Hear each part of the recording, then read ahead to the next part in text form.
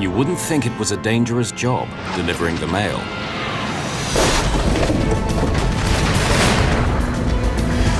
They have to try to land an airliner in a way no pilot has ever done before. We've lost all hydraulics. All the controls are dead. They've become passengers in their own plane, and somehow they have to land it. Off runway! Even at journey's end, the ordeal isn't over. Do not move!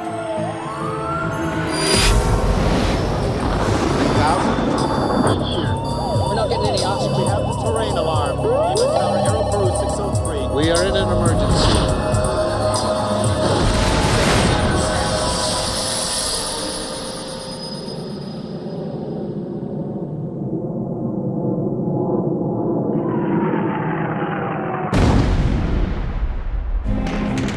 Baghdad, November 22nd, 2003. Officially, the war in Iraq has been over for months, but the country is violent and unstable. No one feels safe.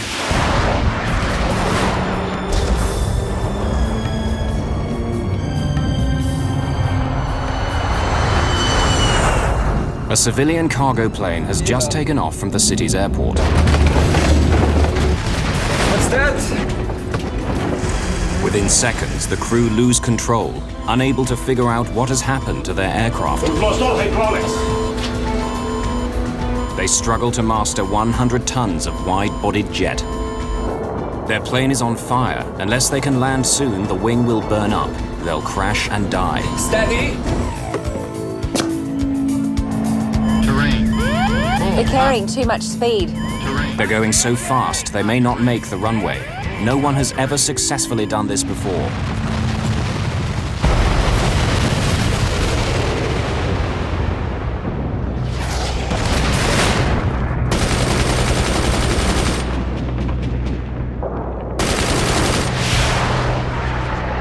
By November 2003, the American-led coalition has been in charge of Iraq for 6 months. The Iraqi army is defeated. Saddam Hussein, the deposed president, remains in hiding. Ominously, the main threat is now from secret armed groups. They're targeting civilians, both Iraqi and foreign, in order to make the country unstable, perhaps even provoke a civil war. They have plundered Iraqi army stores for every infantry weapon there is, even surface-to-air missiles. Baghdad is a very dangerous place.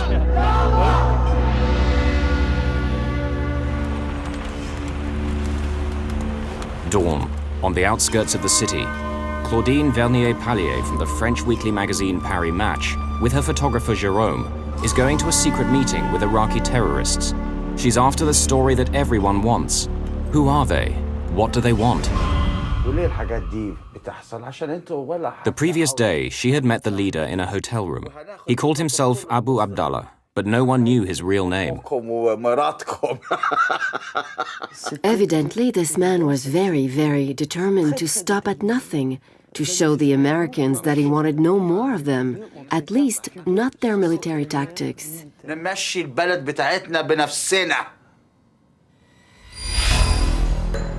Baghdad Airport, key to the US presence in Iraq. Military planes fly in daily to supply the troops and to help rebuild the shattered country. Because of the threat from Iraqi terrorists, the US has established a security zone around the airport, patrolled by Apache helicopters. On the tarmac today is one of the few civilian aircraft to use the airport, an Airbus A300, belonging to the courier firm DHL. They have won the contract to carry the soldiers' mail. They led us down little roads for a long time to be sure we would lose our bearings. At the hotel meeting, Claudine and her photographer had arranged to meet the rebels at dawn the next morning to take pictures of the fighters with their weapons. We arrived in a field where we met other vehicles, among them a pickup truck.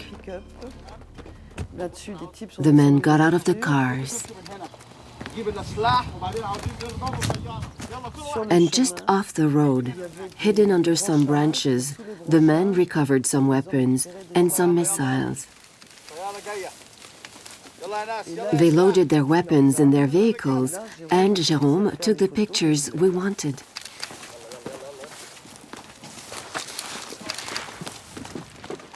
The journalists have got the story they came for, but Abu Abdallah is not finished with them yet. He tells them to follow. They don't know where.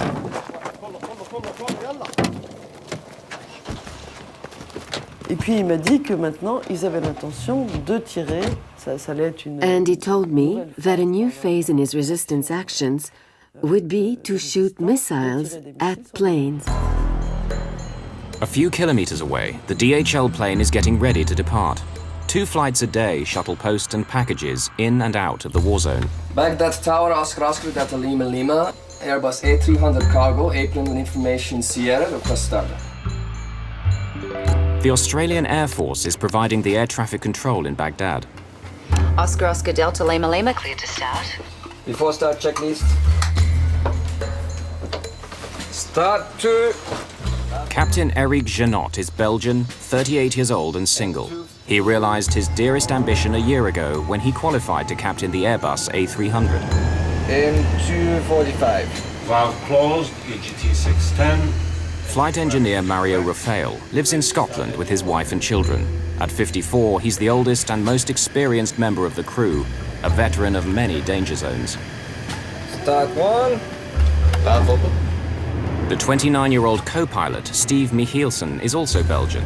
He's been married just 3 months. Cargo airlines are great places for young pilots to get the hours and experience they need to pilot commercial aircraft. 016 Kruger. DHL has been flying into Baghdad for 6 months. There's no danger money for crew. The airport is an oasis of calm in the middle of a chaotic war zone. Nevertheless, they're aware of what's going on around them. When we were crossing already the border from Kuwait to Iraq, the ambience in the cockpit already changed. You have a kind of stress, at least for me. The journalists have been taken to another location by the terrorists. By now, they're beginning to get uneasy. They'd like to leave, but they have no idea where they are, and they feel that a dangerous situation will develop if they attempt to go. So, what's going on here? ماذا يحدث هنا؟ عندنا النهارده عندنا مشكور لكي هتشوفي. We're going to do special operations today. هتشوفي. You'll see. I'll show you. يا راجل فينك يا راجل؟ بص يا ستي. دي حبيبتنا هنا دي اسمها السام السبعة. This is SAM 7. We have them from the old Iraqi army. We have approximately 28. We got them from 2 different Iraqi army depots. We have already fired about 25 and we only have 3 left. They are heat-seeking missiles, equipped with homing devices which detect infrared emissions from a plane's engines. This SAM 14, better than SAM 7. We don't have so many. I think we should use this one today. It was very good before. Before? في الماضي, لا يعني قبل كده النهارده. we shot down a plane in Nasiriyah and my fighters recorded 177 dead. And we shot down another plane with Americans on and we killed 70 men. But no one had ever heard about this. I didn't believe a word of it. From all over Baghdad, you could have seen it. So, I thought the guy was making it up. Bluffé. So, what are you going to do with this one today? فكرك ايه إذا احنا نضرب طيارة تاني. What do you think? We're going to shoot down a plane? هنوري لك يا مدام هنوري لك. I'll show you. The journalists are getting worried. What if he's not bluffing after all? This is not the story they came for.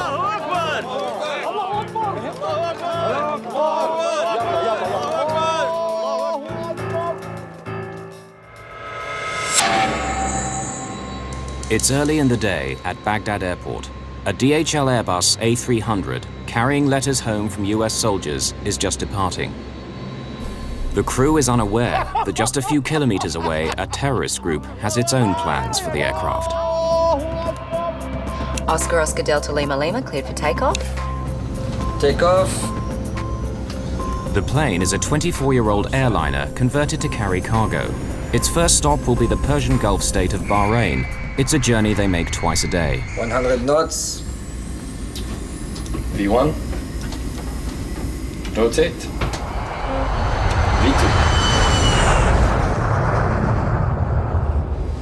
Positive climb. Despite the calm in the cockpit, the crew knows that below 3,000 meters, they're vulnerable to attack from the ground. So far, no plane in Iraq has been hit with a surface-to-air missile, but it's known that the terrorists now have such weapons.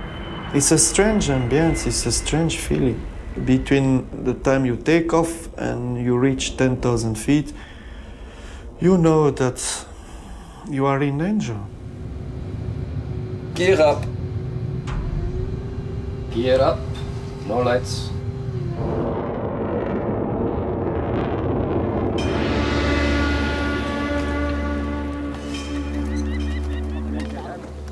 Meanwhile, the terrorist leader, Abu Abdallah, appears to have chosen his spot.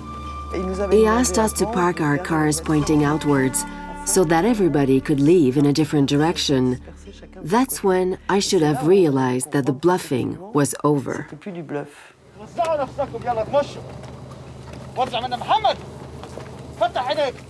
The journalists are now very alarmed. They cannot leave. They're trapped. بص شايفه اهو في طريقه شايفه اتصدق يا راجل اتصدق اضرب يلا اضرب يا راجل يلا اضرب اعمل حاجه شايفه اضرب يا سيدي اضرب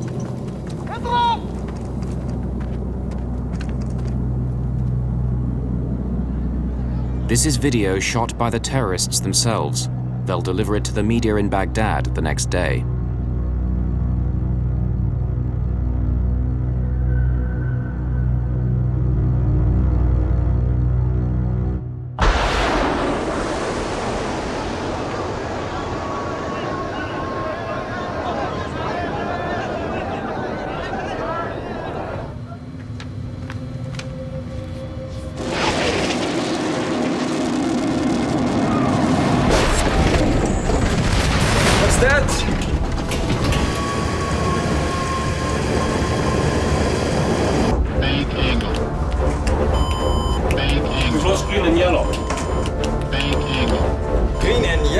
We had 3 hydraulic systems. They are identified by color, which one is the green and yellow and blue. Big jets depend on hydraulic power. Hydraulic fluid runs inside pipes throughout the aircraft. When the pilots move the control column, pistons push the fluid in the pipes to climb, descend, or turn the plane. With no hydraulics, pilots have no way to control their flight. The missile has exploded in the wing, where the pipes filled with hydraulic fluid are now draining. It's like driving a car at speed and suddenly losing the steering wheel. What do we do? What do? What could I answer? What could I answer to him? It was a very, very difficult question he asked me. My initial reaction was, ooh, we have to do something, and I asked to the captain, like, what shall we do, or any ideas or something, and he said, his initial reaction was, we have to go back. A big jet can survive with one of the 3 hydraulic systems knocked out, maybe even 2, but all 3? None of the controls will work, period. Blue is good. I think we hit something.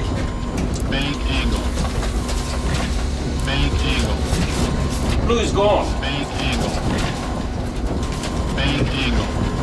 We've lost all hydraulics. All 3 hydraulic systems gone. There's nothing left. The life of the aircraft is now measured in minutes. That was the end of everything, procedures, what you've been trained all these years. And so all you needed then is to keep calm, common sense, and of course, here where your experience comes, to see whatever is left there. But we had nothing to come back to, or read, or do, or follow.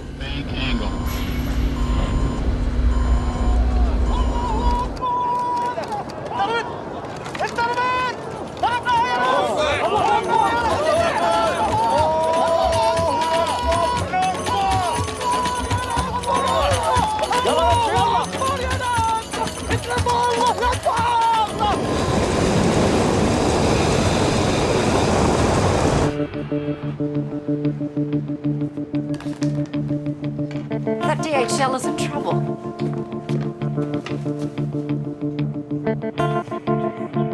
He's on fire and he's turning back. Scrabble the fire engines, have medevac on standby.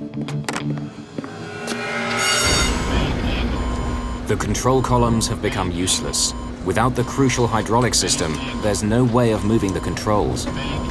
When you have this kind of emergency, the 3 needle showing 0, and the flight engineer saying you all hydraulic gone, you are terrified as well. It was fear. We had no control of the aircraft, of course, initially. The aircraft continued to climb at that time until about 12,000 feet. The plane has started to behave strangely. It climbs to nearly 3,800 meters, then suddenly starts to dive of its own accord. Sink rate. Then it climbs again. Sink rate. Sink rate. It will not fly. Sink rate. Back. Sink rate. This cycle repeats itself over and over again, like a mad roller coaster ride.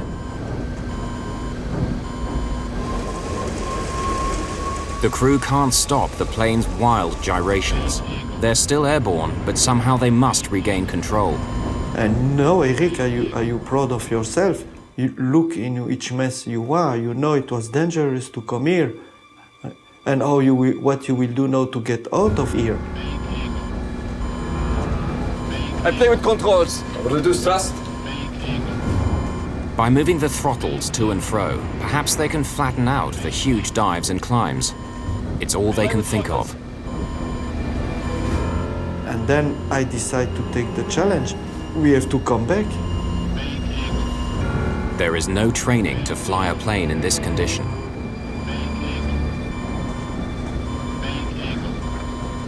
So from that time on, all the books and the procedures and this, they're out of the window. We have engines. We can use the thrust. All they have left are the 2 engines, which are undamaged. But how do you fly and land a plane with engines alone? No airliner has ever done it.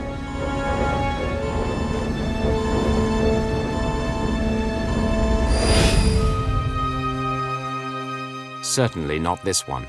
In August 1985, a Japan Airlines Boeing 747 had suffered a catastrophe minutes after leaving Tokyo.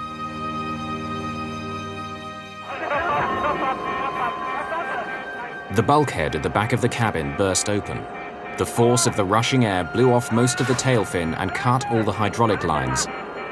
Without hydraulic power, the pilots of the 747 were little more than passengers themselves. A jet with 524 people on board, flying over the mountains of central Japan, was virtually helpless, swaying in the sky like a drunken bird. It really could be considered a miracle that the pilots were able to keep the airplane flying for 30 minutes or more after having lost all the hydraulics in their flight controls. But it kept circling and eventually worked its way into the mountains, and it became impossible for them to land. There was no real alternative for them at all, except to fly as long as they could and hope for some miracle, which never occurred.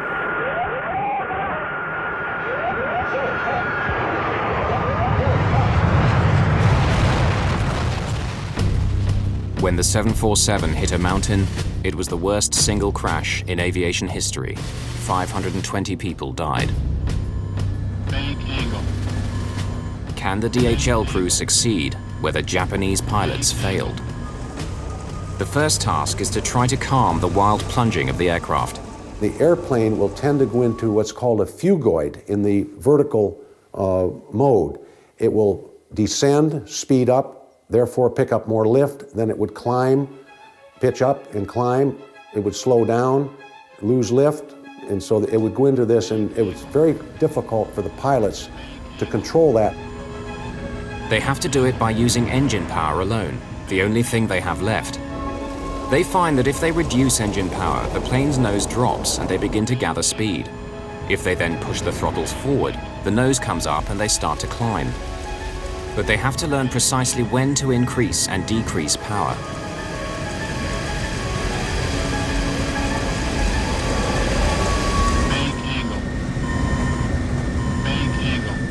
And there's another complication.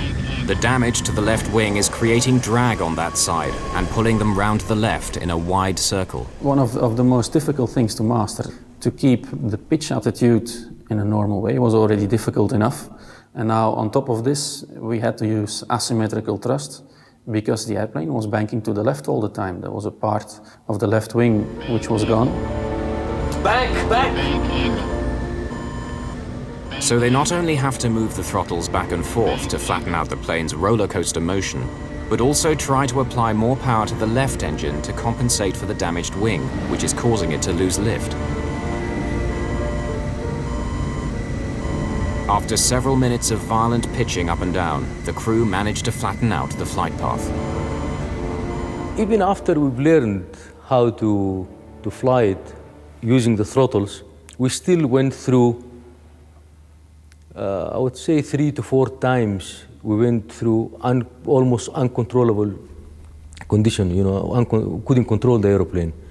Like very steep dives and banks. By now, the crew realize that they've been hit by a missile somewhere on the left wing. Their Airbus has become the first civilian aircraft casualty of the war. I knew we were on fire, that I knew it. So my intention was to come back and land the aircraft. And also, we were afraid, I was afraid to be shot a second time.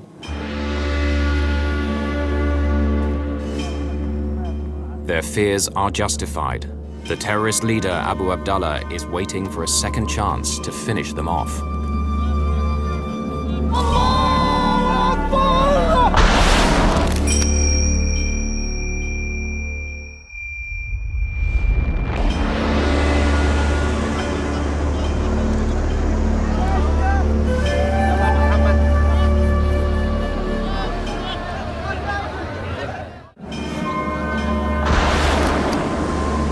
Iraqi terrorists have fired a missile at a civilian plane near Baghdad airport.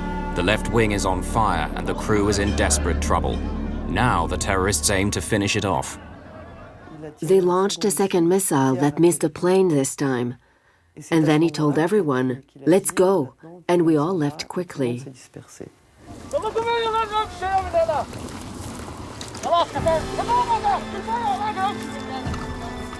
Madame Vernier-Pallier later came under a storm of criticism for not doing more to stop the attack, or at least leave the scene.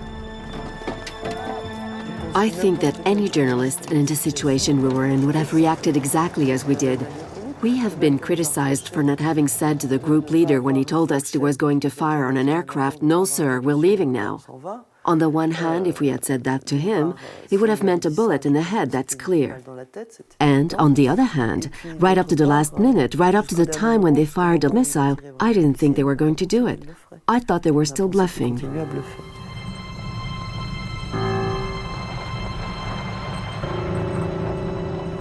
While we were trying to find our way back with our chauffeur, we saw that the plane, its left wing was on fire. It was now turning like this.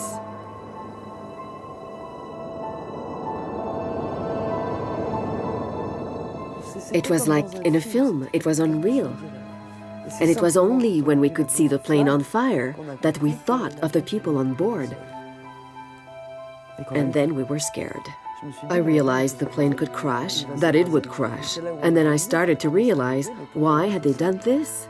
It so happens we were there, we were filming, we were journalists, and we were French. So it seems evident that they had set us up. By the time we realized this, it was too late. Everything had gone too fast.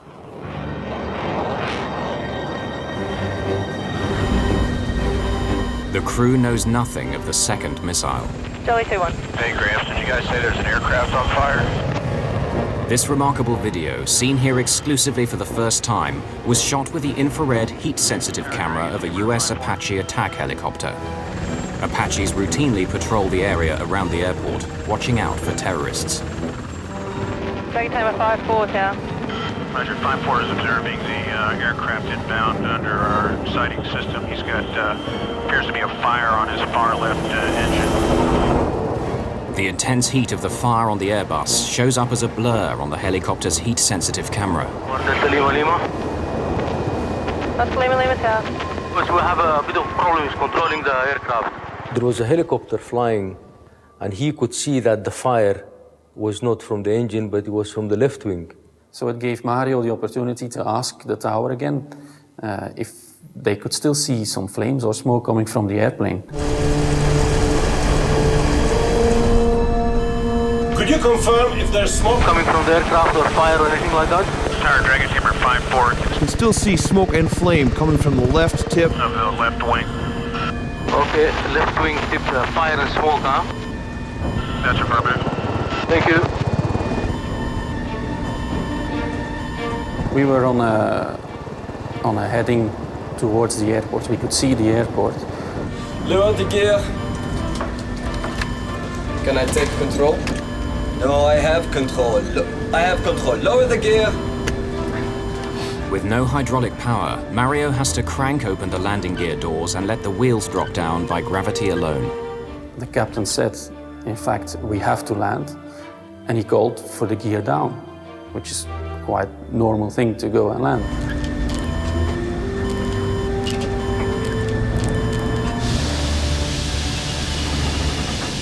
But it has an unintended effect. Lowering the landing gear has altered the entire balance of the aircraft just when they thought they'd figured out how to control it. It causes the nose to point high in the air and the speed to fall. No, the speed! It could easily stall and then crash. I didn't expect that at all, and I saw the aircraft are taking a pitch up, and then the speed decreasing, and I was retarding the throttle and say no. The nose has gone up, their speed is falling, they're about to stall. They have no choice but to pull back the throttles to bring the nose back down again. They're nearly at stall speed. That would have been the end of it. We would have fallen out of the sky. You have visual on this guy? No, I'm looking right in he's way out there. Yeah.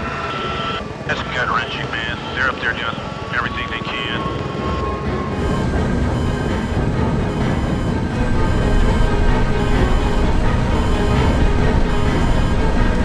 I was afraid that maybe one wing we stole, and this time it's finished. I think I'd rather try to crash on a runway than crash into the desert. Yeah, trying to land on a runway where you can just belly up in the desert and the sand would probably put out any fire.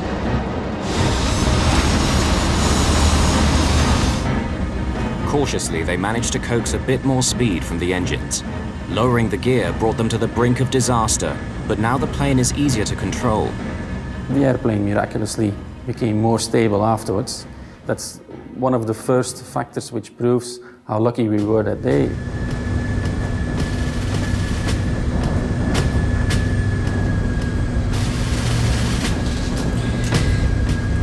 Let's land. Tower Delta Lima Lima. Oscar Delta Lima Lima, Baghdad Tower, can you make approach now? Runway is clear for landing. The Apache helicopter has been joined by others who are powerless to do anything but provide information to the stricken DHL plane. It looks like you might be too high again.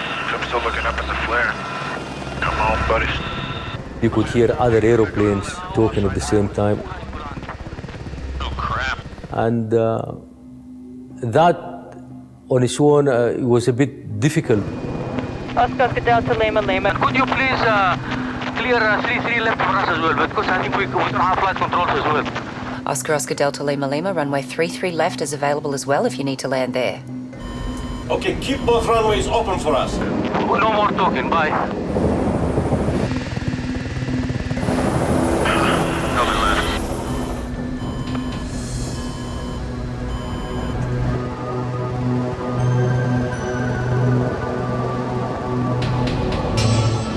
Did you know Tank 1 Alpha is empty?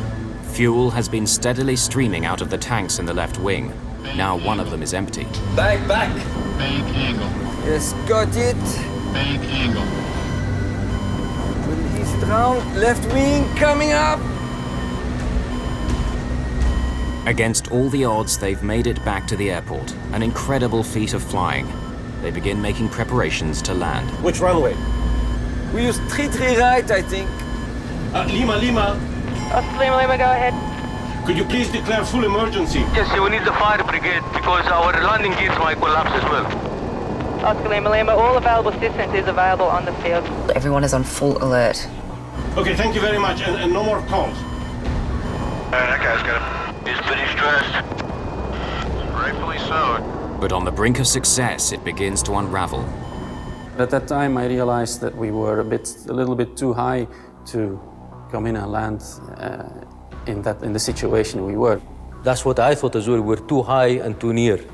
We must land. We are too close. We need a long final. I mean, Steve brought a very important point here, and I think it was really a saver. Steve is giving his captain news he doesn't want to hear. He can't land. They're too high and too close. If they attempt a steep descent, they'll bury it in the runway. Eric Janot will have to turn around, fly away from the airport for 37 kilometers, turn again, and come back on a long final approach, slowly descending. If we haven't done this 20 miles, we would have been circling there forever until we dropped to the sky or the wind. You can't make it, it's impossible. Keep the speed up, keep the speed up. I try, I will do the best I can. And then I realized they were right. We have to go on long final. But for the last 13 minutes, the wing has been on fire. Do they have enough time?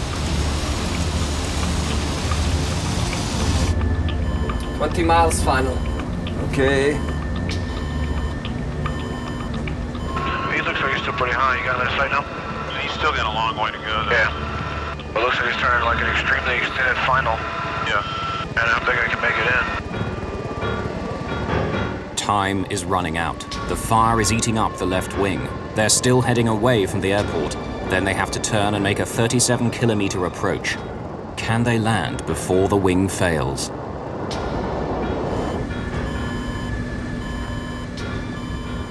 If, for argument's sake, we stayed another 15 minutes in the air with that fire still burning, and maybe that tip of the wing would have broken off, and again, the results would have been disastrous.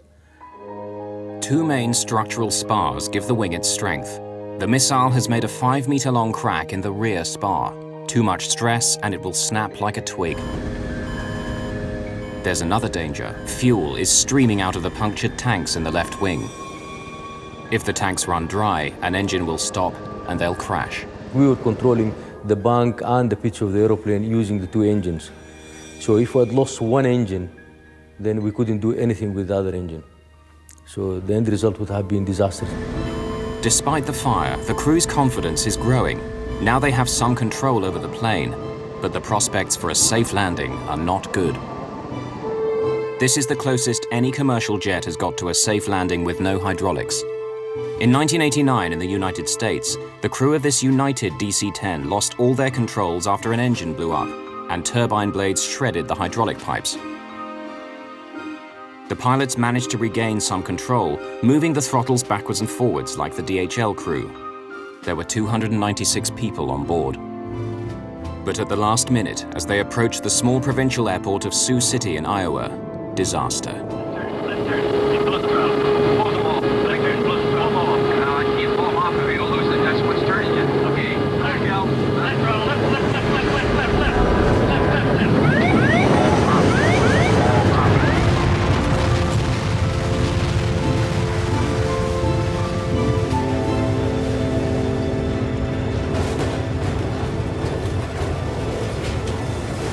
Of the 296 people on board, 111 died.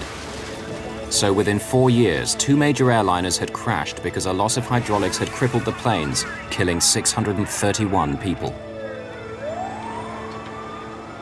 In its investigation report on the Sioux City disaster, the US National Transportation Safety Board asked for urgent research to find ways of controlling big jets that had lost their hydraulics.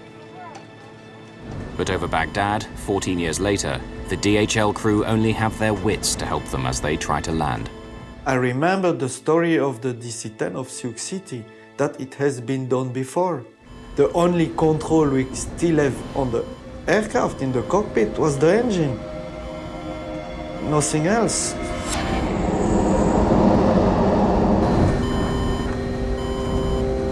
The crew are now 28 kilometers away from the airport, getting close to where they will turn in order to make their long final approach to the runway. 15.2.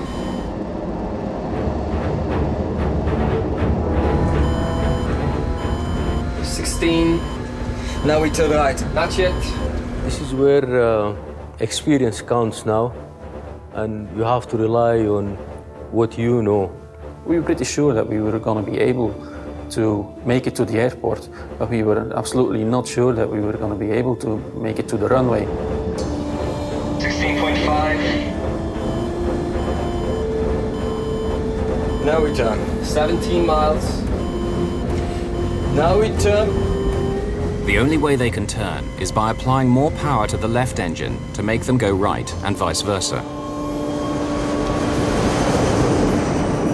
They're swinging round to the right, trying to keep the plane steady and descend all at the same time, using nothing but the engines. Airport at 340, come right. Now 320.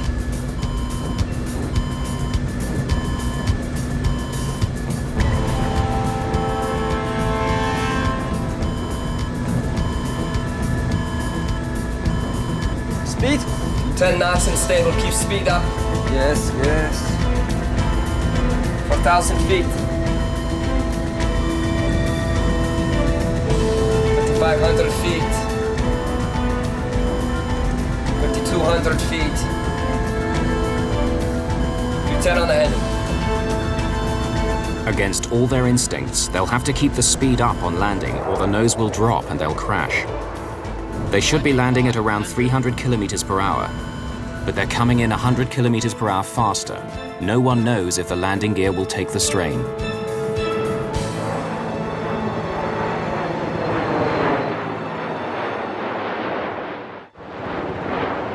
As they reach 120 meters, the hot air from the ground and strong wind blowing across their flight path upset all their plans. The wind coming from the left and the turbulence, we were drifting to the right. That's where the airport building was.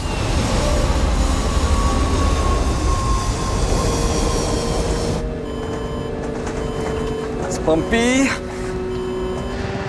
As the plane approaches the runway, the nose is pointing dangerously low and the left wing is dropping. Sink rate. Come on, buddy. They're carrying too much speed. They could overrun the runway.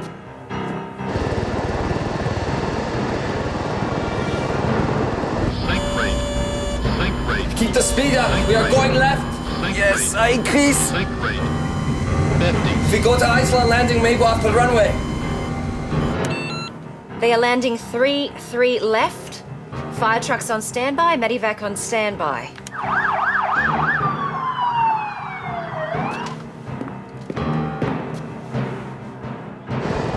I don't think it's gonna be too wide now. Terrain. Steady. Terrain. 40. Steady. You are approaching the end of your life. You realize it. Terrain. Full. Terrain. Come on, buddy. 30. Back. Terrain. Okay. Full. Terrain. 20.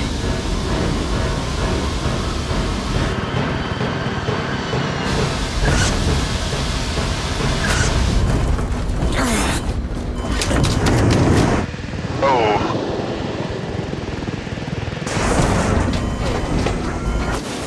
It looks like one of his gear collapsed.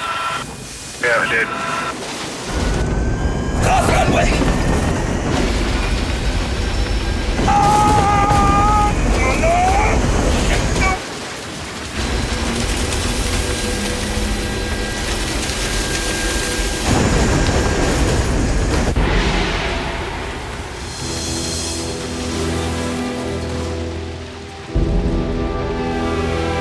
He's in the dirt. Dirt, or did he just come off the runway? That's what's left of him.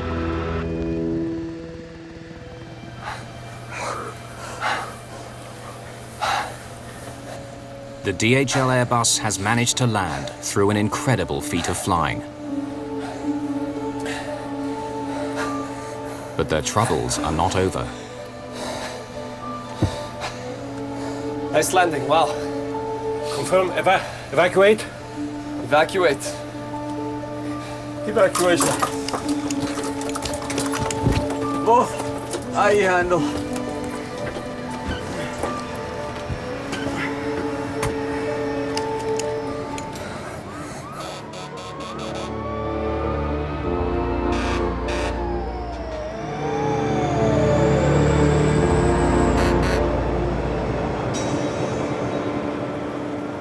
final irony. After getting safely to the ground against all the odds, one more unforeseen danger. She might blow. Hey guys, don't move! That area has unexploded ordnance. Do not move! What's that? He's saying there might be bombs here.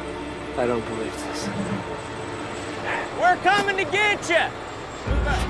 The area is still littered with unexploded bombs and shells left over from the battle to capture the airport from Saddam's men. Now we get to you, we're gonna back up and you gotta follow in our tracks.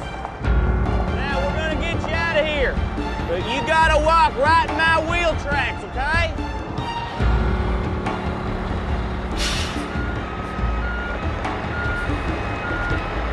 Keep coming. Keep coming, it's not much further now.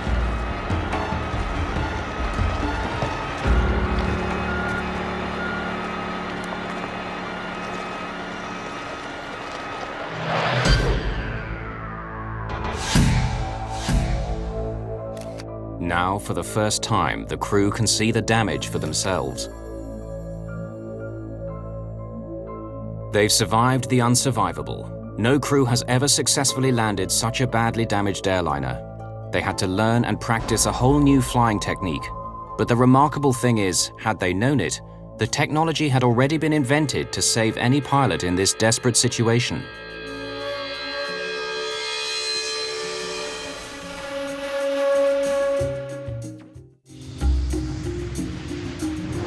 The DHL pilots have managed to fly and land a plane without any flying controls. It's the first time it's happened. Two earlier occasions, near Tokyo and Sioux City, Iowa, ended with the loss of over 600 lives. In 1989, NASA began to investigate ways to land crippled aircraft using only throttle controls. Engineers and pilots came up with software that could cope with total hydraulic failure. It's called PCA, for Propulsion Controlled Aircraft. The PCA concept is simple. Pilots tell the aircraft's flight management computer what they want to do, turn, climb, descend. But instead of sending those commands down hydraulic lines to the control surfaces, the computer orders the engines alone to do it. To test this software, this MD-11 aircraft is landing with no hydraulics and using engine thrust alone. The pilot is not moving the throttles. The PCA software is doing it all for him. Though none of the plane's normal controls were used, the MD-11's landing was not only survivable, but very similar to a normal landing. I believe that the DHL incident has revived interest in propulsion-controlled aircraft system as an augment to perhaps the systems that we have in today's aircraft that would certainly mitigate the damage that could have been done to this aircraft, and certainly could mitigate the damage done to an aircraft carrying 500 to 600 people. One of the enthusiasts for the PCA system is Captain Denny Fitch, one of the pilots who survived the Sioux City DC-10 crash. This is just absolutely an amazing piece of equipment, what they have done and what they have achieved, and the success ratio that we have, the survivability that we now have with modern aircraft completely controlled in hydraulics. To have this occur again and have this aboard the aircraft is a very warm feeling as a pilot. Blue is gone. We've lost all hydraulics. America's Federal Aviation Administration conducted research into PCA, but soon abandoned it. It says the risk of losing all hydraulics is too low to make systems like PCA worthwhile. The FAA's conclusion after their studies was that these events are so rare as to not require the mandate of an additional system. And of course, they did not consider the event of, or the possibility of a surface-to-air weapons attack on the aircraft. The DHL is the first plane in Iraq to be hit by a surface-to-air missile. But in recent years, the threat of terrorist-controlled shoulder-launched anti-aircraft missiles has been growing. There had been roughly 30-odd incidents of commercial aircraft being attacked by man-portable surface-to-air missiles. leading up to the DHL one. What makes the risk of missile attack in Iraq so serious is that for months nobody was guarding the abandoned depots of the Iraqi army, leaving terrorists free to help themselves to millions of dollars worth of arms.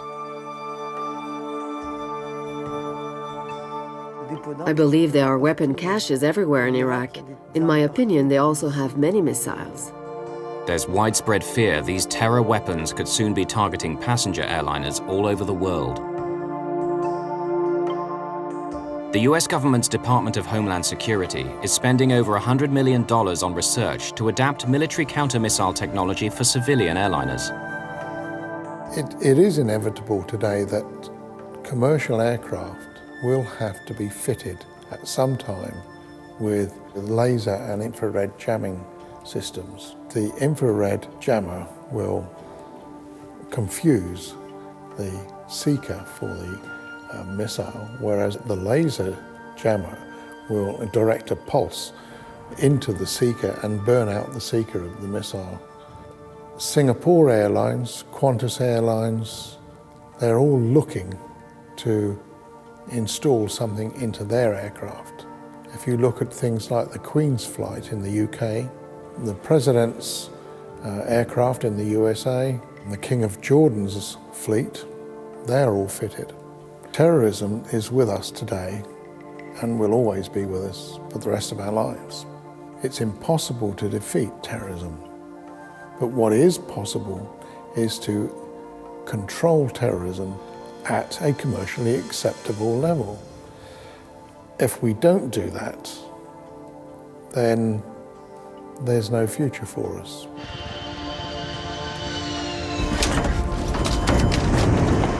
But miraculously, without any of this equipment, the DHL crew had brought their plane to a successful landing. It's the only confirmed occasion in history when a missile has exploded on a large civilian airliner, which has then landed without crashing.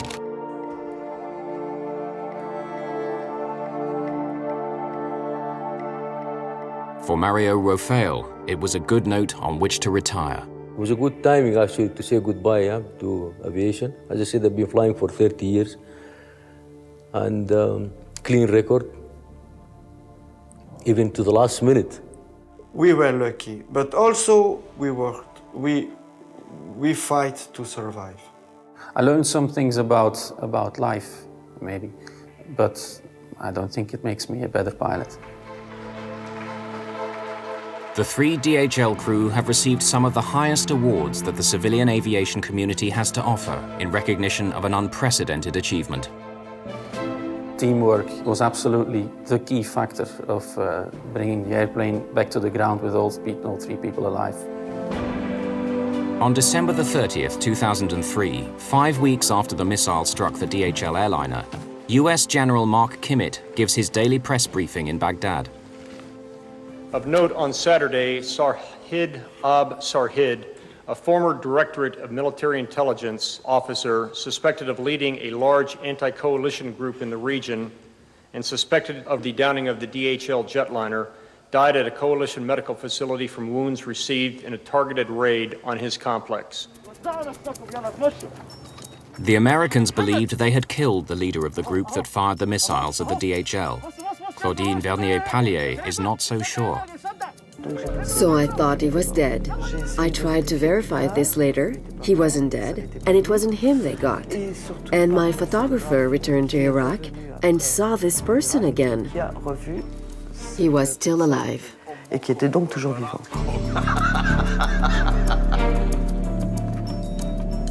In the fog of war, no one can say for sure whether the man who called himself Abu Abdallah is still alive. But what is certain is that the threat of further missile attacks on planes, both military and civilian, is still there.